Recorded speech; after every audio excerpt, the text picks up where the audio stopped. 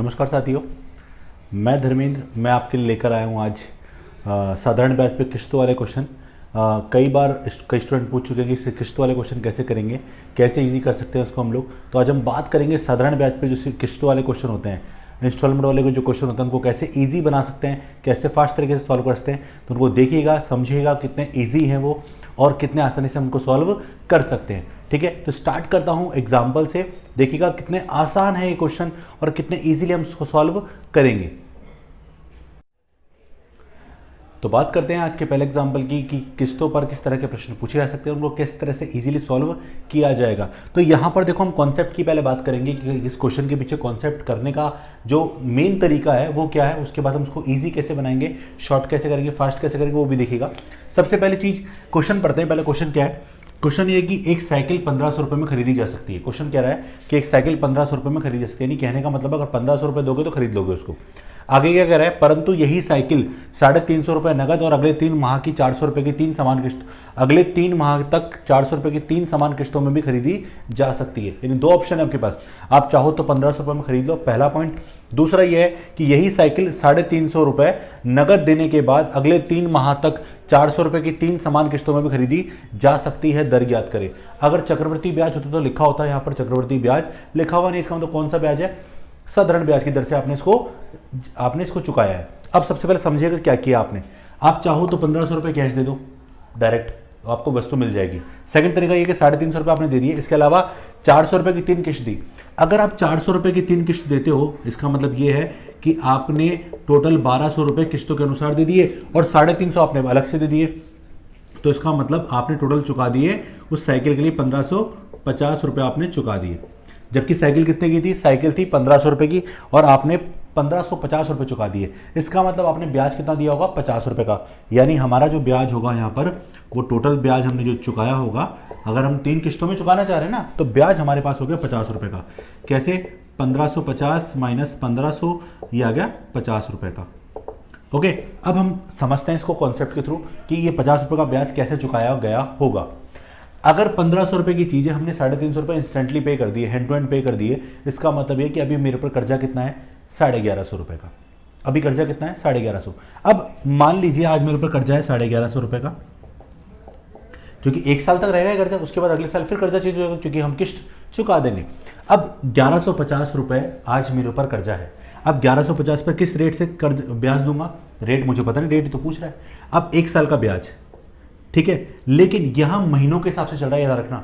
यहां किस हिसाब से चल रहा है? महीनों के हिसाब से। और हमने जब सिंपल इंटरेस्ट पढ़ा था, हमने एक चीज पढ़ी थी कि यहां पर हमेशा साल का ब्याज निकलता है। किसका निकलता है? साल का ब्याज निकलता है। तो यहां पर जो 1 माह का समय का जो ब्याज है, 1 माह का जो ब्याज है, उसको हमने कैसे निकाला? देखो, यहां पर 3 माह तक मुझे चुकाना है, तो 1 माह का निकाल रहा हूं 1150 का रेट ऑफ इंटरेस्ट, और 1 माह को मैंने वर्षों में बदलना है, तो 1/12 कर दिया और फॉर्मूला के अकॉर्डिंग बटे में क्या आता है? 100। अब देखो, मूलधन इंटू दर इंटू समय बटा 100। अब यहाँ पर जो 1 है, 1/12 क्यों किया? क्योंकि मैं 1 माह की बात करूँ, यहाँ 1 माह है, उसको वर्षों में बदलना है, इसलिए किससे डिवाइड कर दिया? 12 से डिवाइड कर दिया। अब अगले महीने में 400 रुपये पे कर दूंगा, अगले महीने में 400 रुपये पे कर दूंगा। अब 400 रुपये मैंने अगर पे कर दिया तो बेटा मेरे पर कर्जा कितना रह गया? 750 का। यानी अब मुझे 750 रुपये का ब्याज आपको देना है। अब 750 का ब्याज मुझे देना है, वही रेट ऑफ इंटरेस्ट आर से। टाइम कितना रहेगा? फिर वो 1 महीने का रहेगा, क्योंकि अगले महीने फिर मैं वापस क्या करूंगा? अगले महीने में फिर 400 रुपये चुका दूंगा, फिर मेरे पर क्या हो जाएगा? कर्जा कम हो जाएगा। तो यानी 750 रुपये का 1 माह का ब्याज निकालता हूँ बटा 12 गुणा 100, ये हो गया प्लस। और उसके बाद जब फिर मैंने 400 रुपये और चुका दिए, तो 750 में 400 चुकाने के बाद कितना कर्जा रह गया मेरे पास? 350 का। रेट टाइम वही 1/12 गुणा 100। अब इन तीनों का जो ब्याज होगा, पहले 1150 का 1 माह का ब्याज, उसके बाद 750 का 1 माह का ब्याज, उसके बाद 350 का 1 माह का ब्याज, कुल मिला के मैंने ब्याज इन तीनों को मिलाकर मैंने कितना चुकाया? 50 रुपये। यहां से निकल के आया। अब मैं क्या करूंगा? इन सब में जो चीज कॉमन आ रही है कॉमन लेता हूं, तो R/1200 सब में कॉमन आ रहा है।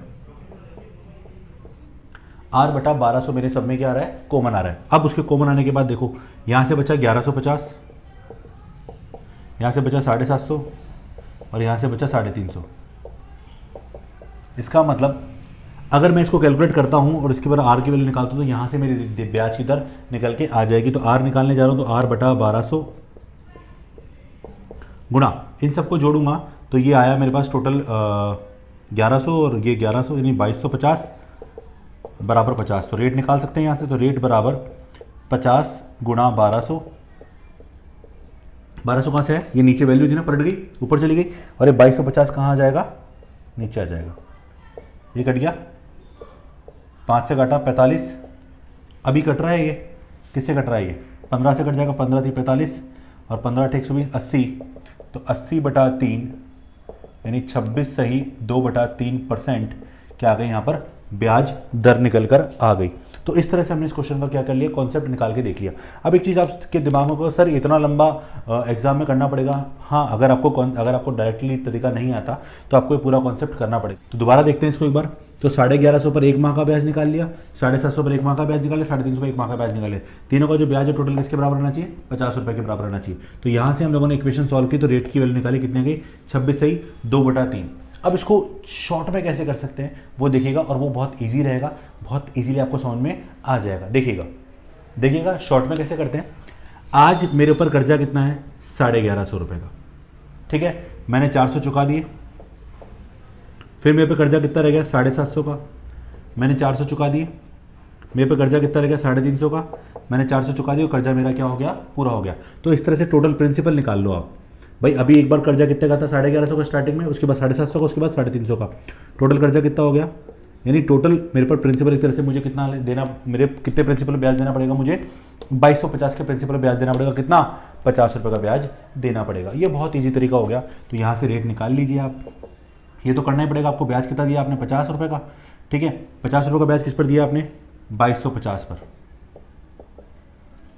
अरे 50 रुपये ब्याज किस पर दिया आपने, 2250 रुपये पर।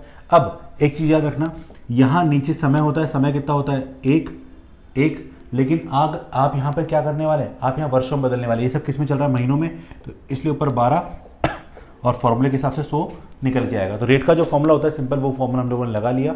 अगर आपको फॉर्मूला याद नहीं है तो फॉर्मूला ऐसे लगा सकते हैं, ब्याज गुणा 100 मूलधन इंटू टाइम, ठीक है। तो यहाँ पर ब्याज 50 रुपये का ब्याज हो गया, 2250 रुपये अपना मूलधन है, उस मूलधन पर एक साल का ब्याज निकालना है, लेकिन यहाँ पर महीनों का है, तो महीनों को अपने साल में मतलब किसका भाग लगा दिया, 12 का, गुणा 100 फॉर्मूले के अकॉर्डिंग। और इसको जैसे सॉल्व करना चाहो पिछले क्वेश्चन की तरह, वही ये 45 बार कट गया, 3 से काटा 4 बार, 3 से काटा 15 बार, ठीक है, और 5 से काटा 3 बार, और एक काटा 20 बार। तो एक तरह से 80/3। तो इस तरह से वो आंसर भी क्या निकल के आया, वो 26 सही 2/3%। अब देखो वही आंसर निकल के आ गया, तो अब देखो ये ईजी हो गया ना हमारे लिए, समझ आ गया होगा। अब अगला क्वेश्चन करके देखते हैं, वो भी हमारे लिए क्या हो जाएगा, ईजी हो जाएगा, ठीक है। देखिएगा अगला क्वेश्चन। अगला प्रश्न देखते हैं। अगला क्वेश्चन है, एक पेन का नगद मूल्य 10 रुपये है, यानी किसी पेन को 10 रुपये में खरीदा जा सकता है, परंतु इसे 1 रुपये प्रति माह की 11 समान किस्तों में भी खरीदा जा सकता है। यानी आप चाहो तो 1 रुपये प्रति माह, यानी प्रति माह 1 रुपये की 11 समान वार्षिक किस्तों में भी क्या कर सकते हैं, इसको आप खरीद सकते हैं। तो दर ज्ञात करें। यहाँ पर नगद आपने कुछ इंस्टेंटली पे नहीं किया, आपको सीधा क्या करना है, यहाँ पर 11 किस्तें पे करनी है 1-1 रुपये की। नगद मूल्य कितना है, 10 रुपये। तो आपसे पूछ रहा है दर ज्ञात करनी। तो सबसे सिंपल चीज़ है, आपने देखो 11 किस्तें जमा कराई 1 रुपये के हिसाब से, टोटल कितने रुपये भुगतान किया आपने, 11 रुपये का। तो इसका मतलब अगर मैं ब्याज निकालना चाहूँ तो ब्याज यहाँ पर हो गया 11 माइनस 10 रुपये की चीज़ थी, यानी 1 रुपये का मैंने ब्याज दिया होगा, ठीक है। अब मेरा प्रिंसिपल क्या रहेगा, जैसे लास्ट क्वेश्चन की तरह बात करूँ। अब मान लीजिए मेरे ऊपर कर्जा कितने का है, 10 रुपये का, मैंने 1 रुपये चुका दिया। फिर मेरे ऊपर कर्जा कितना रह गया, 9 का, मैंने 1 रुपये चुका दिया, हर बार 1 चुका रहा हूँ। फिर 8 रुपये कर्जा रह गया, मैंने 1 रुपये चुका दिया।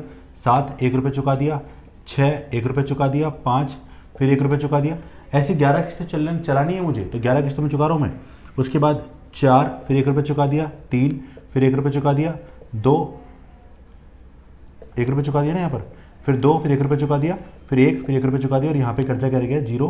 तो इस तरह से ये टोटल मेरे लिए क्या बन जाएगा, प्रिंसिपल का काम करेगा। अब समझना है इसको, अगर मैं इन सबको जोड़ूँ, इस सबको जोड़ूँ, तो ये कौन सी संख्या है, ये सब प्राकृत संख्या है। 0 को जोड़ने की जरूरत नहीं है, 1 से लेकर 10 तक प्राकृत संख्या है, और प्राकृत संख्या का योगफल आपको रहता है n+1/2 से निकाल सकते हैं।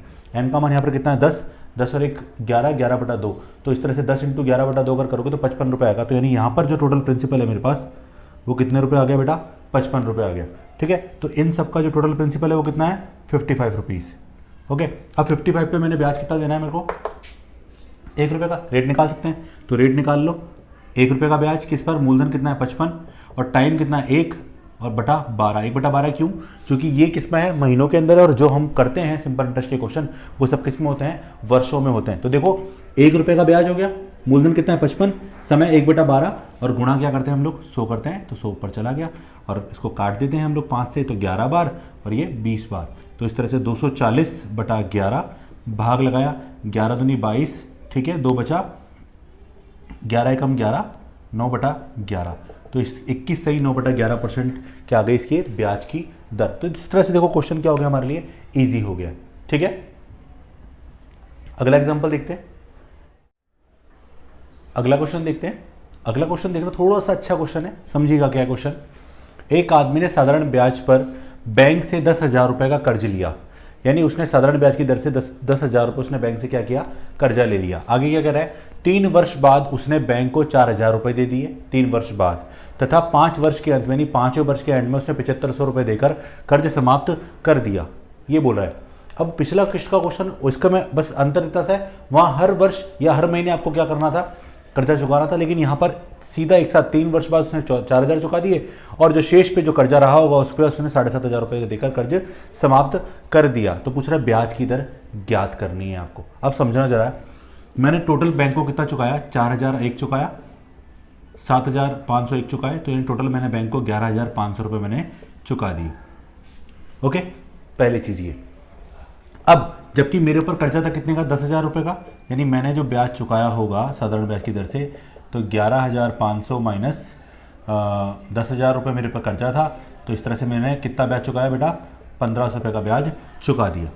ये चीज़ है, लेकिन मैंने ब्याज 1,500 को चुकाया तो किस तरह से चुकाया वो समझना। आज मेरे पर 10,000 का कर्जा है पहले वर्ष, ठीक है, 3 वर्ष तक मैंने अपने प्रिंसिपल में कोई अंतर यानी कोई कमी नहीं करी, 3 वर्ष तक मैंने कोई अंतर नहीं किया, यानी कोई पैसा चुकाया नहीं, यानी 3 वर्ष तक मेरा प्रिंसिपल हमेशा कितना रहेगा, 10,000 रुपये। अब 3 वर्ष के बाद मैंने 4,000 रुपये मैंने चुका दिए, तो मेरा कर्जा कितने का हो गया बेटा, 6,000 रुपये का,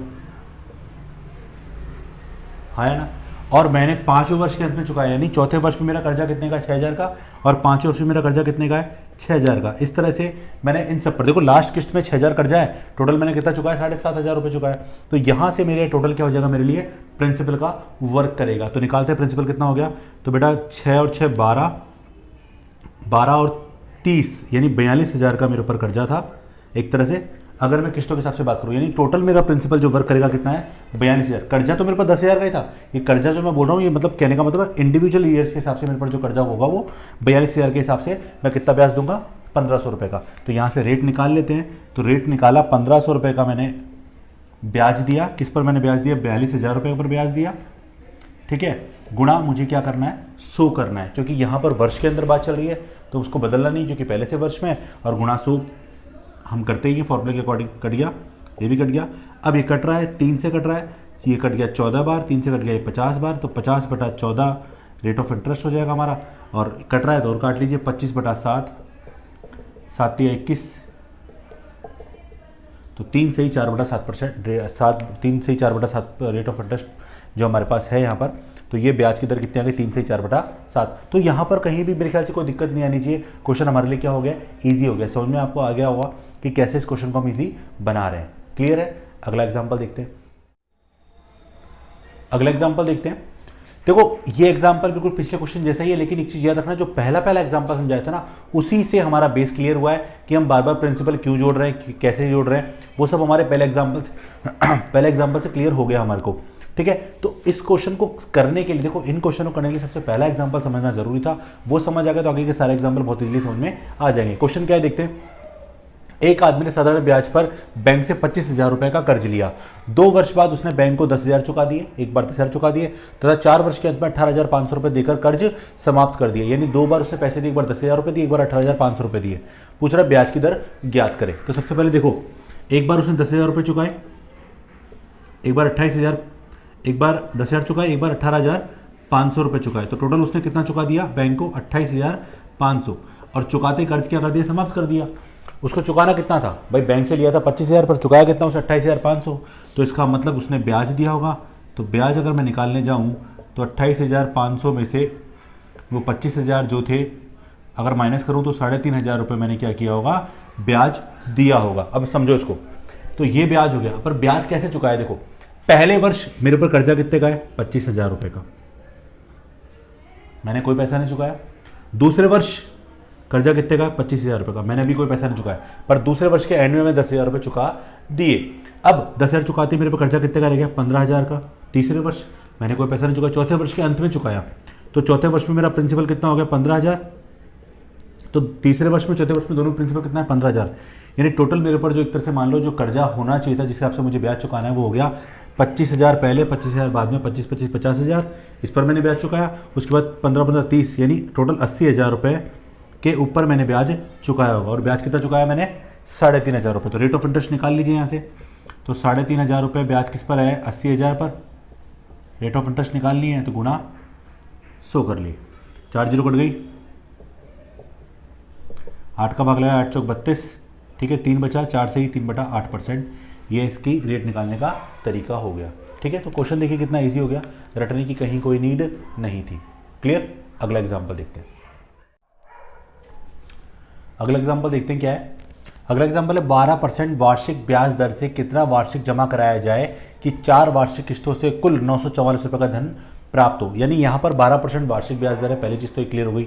दूसरी बात यह है कि कितना वार्षिक जमा कराया जाए, यानी अब की बार आपसे किस्त पूछ रहा है कितने की किस्त है, कि कितना जमा कराया जाए कि 4 वार्षिक किस्तों से कुल 944 रुपये का धन उसको क्या हो जाए, प्राप्त हो जाए। तो 4 वार्षिक किस्तों का मतलब है 4 साल के अंदर, एक तरह से मान लीजिए आप। ठीक है, और वार्षिकी की बात करते हैं वर्षों के हिसाब से बात करें तो सिंपल तरीका देखो, हमने ऑलरेडी सीखा हुआ है, जो हम लोगों ने सिंपल इंटरेस्ट का जो तरीका सीखा था उसी से करूँगा। मैंने मान लीजिए 100 रुपये मैंने जमा कराए, तो 12% से मुझे पहली किस्त जमा कराऊंगा। आज मान लीजिए मैंने आज से स्टार्ट कर रहा हूँ काम करना, तो आज इस साल के एंड में जमा कराऊंगा। अब एंड में जमा करूँगा तो मेरे पास मुझे कितने साल के लिए कितने साल का ब्याज मिलेगा, 3 साल का, क्योंकि 1 साल तो पूरा निकल चुका है। भाई 4 साल की अगर बोल रहा है 4 किस्तें जमा करानी, वार्षिक किस्त जमा करानी, तो इस साल की वार्षिक किस्त में जमा करें तो मुझे ब्याज कितने साल का मिलेगा, केवल 3 साल का। तो 12% से 3 साल का ब्याज कितना हुआ, 36 रुपये। और यानी टोटल मेरे पास इस 100 रुपये पर कितना पैसा मिल चुका है, मुझे कितना पैसा मिल चुका है, 136 रुपये। अगले साल में जो 100 रुपये जमा कराऊंगा उस पर मुझे कितने साल का ब्याज मिलेगा, 12% 2 साल का, कितना ब्याज 24, तो मिश्र धन कितना हो गया 124। ये सब जमा होता जा रहा है, यानी 200 रुपये जमा कर चुका हूँ और मुझे 200 रुपये के हिसाब से टोटल इतना पैसा 4 साल में मिल जाएगा। फिर अगले साल 100 रुपये फिर जमा कराऊंगा 12% की दर से 1 साल पर 12, तो यानी 112 रुपये। और उसके बाद अगले साल 100 फिर 12 फिर 0 फिर यहाँ भी 0 और यहाँ पर 100 रुपये। तो इस तरह से मैंने जब इन चारों किस्तों को जमा कराया, भाई ये तो सब एंड की मतलब क्या कर रहे हैं हम, सब एंड में जमा करा रहे हैं। तो एंड में जब जमा कराते तो हम लोगों ने क्या देखा, इस पर 3 साल का ब्याज मिलेगा, इस पर 2 साल का, इस पर 1 साल का और इस पर 0 साल का, क्योंकि लास्ट में जमा कराई तो जब जमा कराई उसके बाद वो निकल के आ गई। तो टोटल मेरे को कितना पैसा मिलने वाला है यहाँ से, 472 रुपये। जोड़िए इन सबको, तो इसका मतलब ये कि 100 रुपये अगर पर ईयर जमा कराऊंगा तो मुझे 4 किस्तों बाद कितना मिलेगा, 472। अब प्रश्न के हिसाब से मुझे मिलना कितना चाहिए, 944 रुपये। ये कितना बता रहा है, 472।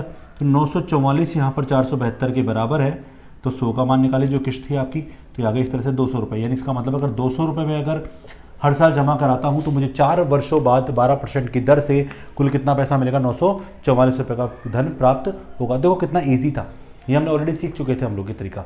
तो इसी से हमने क्वेश्चन क्या कर लिया, ईजी कर लिया। तो कोई दिक्कत वाली भी चीज़ नहीं है। ठीक है, एक एग्जाम्पल और देखते हैं इस टाइप का, वो भी करते हैं। अगला एग्जाम्पल देखते हैं। क्वेश्चन क्या है हमारा, 10% वार्षिक ब्याज दर से 700 रुपये की वार्षिकी। 700 रुपये की वार्षिकी, वार्षिकी का मतलब होता है इंग्लिश में इंस्टॉलमेंट। ठीक है, इंस्टॉलमेंट को हिंदी में क्या बोलते हैं, वार्षिकी। जमा करवाने पर 5 वर्ष बाद कुल कितना धन प्राप्त होगा। यानी 700 रुपये अगर मैं हर वर्ष जमा कराऊं तो 5 वर्ष बाद मुझे कुल कितना धन प्राप्त होगा। वैसे अगर हम बात करेंगे सीपीटी वगैरह के एग्जाम के अंदर बात करें तो वहाँ ये होता है कि वहाँ ये आपको बताता है कि पैसा कब जमा करना है आपको। अगर स्टार्टिंग में जमा कराओगे, जैसे पिछले क्वेश्चन में बात की कि 4 वर्ष का केस बात करें तो 3 वर्ष का ब्याज प्राप्त होगा, 5 का होता तो 4 वर्ष का, 1 वर्ष का कम ब्याज, क्योंकि हम हमेशा एंड में जमा कराते हैं। लेकिन अगर क्वेश्चन में अगर आपको मान लीजिए कभी ऐसे बोलता है कि शुरुआत आज से ही करिए, जैसे इस क्वेश्चन में बात करें कि 5 वर्ष का, अगर मैं पहली वार्षिकी जमा कराऊंगा तो मुझे ब्याज कितना मिलना चाहिए इस क्वेश्चन के हिसाब से 4 वर्ष का। लेकिन अगर क्वेश्चन में बात बोली गई है तो क्वेश्चन में क्या बोला गया कि वार्षिकी आपको जो मिल रही है वो जो आपको जमा करानी है वो शुरू में जमा करानी है। अगर शुरू में जमा कराओगे तो इस साल का ब्याज भी तो मुझे मिलेगा, तो उस केस में 5 वर्ष का ब्याज मिलेगा। तो लेकिन हम जो क्वेश्चन करते हैं उसमें कितने वर्ष का, 1 वर्ष का कम, क्योंकि हम हमेशा क्या 1 वर्ष का कम का लॉजिक क्या है, क्योंकि हम हमेशा एंड में जमा करा रहे हैं, मेन बात ये। तो देखो इस बार मान लो 100 रुपये में जमा कराता हूँ तो 5 वर्ष के कितने वर्ष का ब्याज मिलेगा, 4 वर्ष का। तो पहली इंस्टॉलमेंट पे 10% की दर से 4 वर्ष में कितना ब्याज मिला, 40, तो मिश्रधन कितना हो गया 140, यानी ये राशि टोटल 5 वर्षों बाद कितनी हो जाएगी, 140 रुपये हो जाएगी। ठीक है, अगली वाली इंस्टॉलमेंट जमा कराऊंगा उस पर 10% ब्याज दर से 3 वर्ष का ब्याज 30 रुपये, टोटल कितना हो गया 130। फिर अगला 100, 10, 2, 20, 120। फिर भाई 5 इंस्टॉलमेंट है, 4 ही अभी चौथी हो गई है, 10, 1, 10, 110। और लास्ट में जब 100 वाली लास्ट वाली राशि होगी उस 10 पर मुझे कोई ब्याज नहीं मिलेगा क्योंकि वो लास्ट में जमा कराई गई है, हैंड टू हैंड मुझे वापस रिसीव हो जाएगी 0 यानी 100। तो मुझे टोटल ये अमाउंट मिलने वाला है इन सबका, क्योंकि इस वाली किस्त पर इतना मिल गया, इस वाली किस्त पर इतना हो गया, इस वाली किस्त पर इतना, सबको जोड़ लीजिए। तो जोड़ लीजिए एक बार, तो 0, तो 4 और 3 7 और 2 9 और 1 10 का 0 हासिल की 1, तो 6। तो इसका मतलब हो गया कि 100 रुपये मुझे जमा कराने हैं तो मुझे टोटल कितना अमाउंट प्राप्त होगा 5 वर्ष बाद 600 रुपये का। लेकिन मैं यहाँ मेरी जो किस्त है वो कितने की है बेटा, 700 की। तो 700 किसके बराबर है, 700 बराबर है 100 के, ठीक है। और मुझे कितना प्राप्त हो रहा है 600।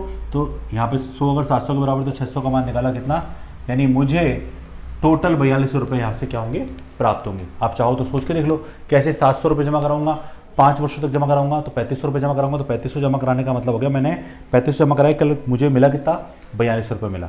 ठीक है, आप चाहो तो 700 भी कर, 700 का 10% की दर से 4 साल का ब्याज निकाल लो, फिर 700 का 10% की दर से 3 साल का ब्याज, क्योंकि किस्तें क्या हो रही हैं यहाँ पर, कम होती जा रही हैं। ठीक है, समय के हिसाब से। तो किस्त की वैल्यू तो वही है लेकिन समय क्या होता जा रहा है, कम होता जा रहा है। पहले शुरुआत में 4 साल का मिलेगा ब्याज किस्त पर ब्याज, अगले किस्त पर 3 साल का ब्याज मिलेगा। तो किस्तें क्या हो रही है यहाँ पर, एक तरह से किस्तें हमारी कम रह गई एक तरह से। ठीक है, तो इस तरह से हम क्वेश्चन को क्या कर सकते हैं, ईजी कर सकते हैं। तो ये थे हमारे किस्तों वाले क्वेश्चन। मेरे को उम्मीद है कि आपको ये क्वेश्चन समझ में आएंगे, और इसके बाद मैं कंपाउंड इंटरेस्ट के ऊपर भी क्वेश्चन लेकर आऊँगा कि किस्तों वाले क्वेश्चन कंपाउंड इंटरेस्ट पे कैसे पूछे जा सकते हैं, उनको कैसे हम ईजी बना सकते हैं, तो वो भी आप देखिएगा। अगर आपको वीडियो पसंद आता है तो प्लीज़ इस वीडियो को लाइक, शेयर और कमेंट करना ना भूलें। और अगर आपने चैनल को अभी तक सब्सक्राइब नहीं किया तो प्लीज़ चैनल को सब्सक्राइब भी करें। ठीक है, तो आज की class over, thank you so much.